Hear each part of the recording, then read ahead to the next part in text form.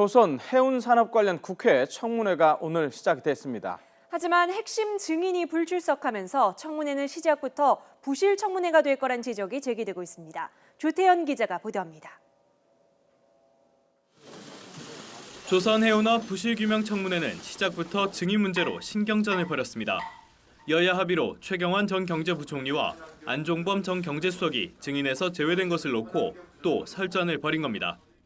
많은 논의를 거쳐서 여야 간사 간에 또 여야 원내대표 간에 협의를 통해서 증인이 선정됐다는 말씀을 다시 강조드립니다. 이분들은 조선해운산업이 이렇게 지금 침몰 직전의 상황으로 내몰리기까지 과정에서 매우 중요한 결정을 하는데 관여했던 분들입니다. 핵심 증인 가운데 한 명이었던 홍기택 전 산업은행 회장은 아예 행방이 묘연했습니다.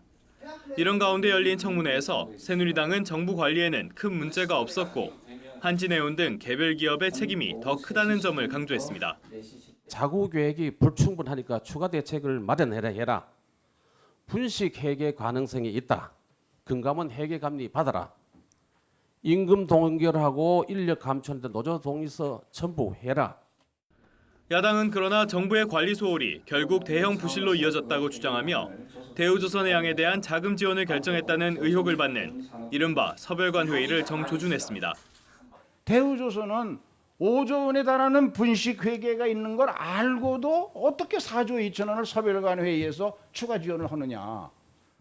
특히 대우조선해양뿐 아니라 STX 조선해양에 대해서도 실사 보고서를 제대로 검토조차 하지 않은 채 지원을 결정했다는 의혹도 제기됐습니다. 제가 STX 조선해양 실사 보고서를 입수했는데 그러니까 실사도 전에 이미 이 회사에다 돈을 1조를 지원을 했는데 서별관 회의에서 STX 조선해양 일단 살리고 보자라는 식의 결정이 있었던 거 아니냐라고 생각을 합니다.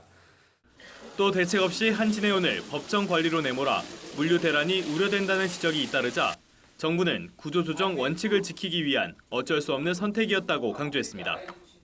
부실이 드러났는데 국민의 혈세로 더 이상의 지원은 없다는 원칙을 세우고 그 원칙대로 가다 보면 지금 한진해운같이 법정 관리로 가는 경우도 생길 수밖에 없는 그런 것이고요.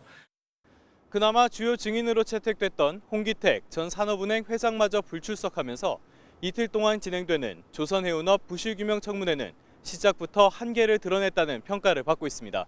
YTN 조태현입니다.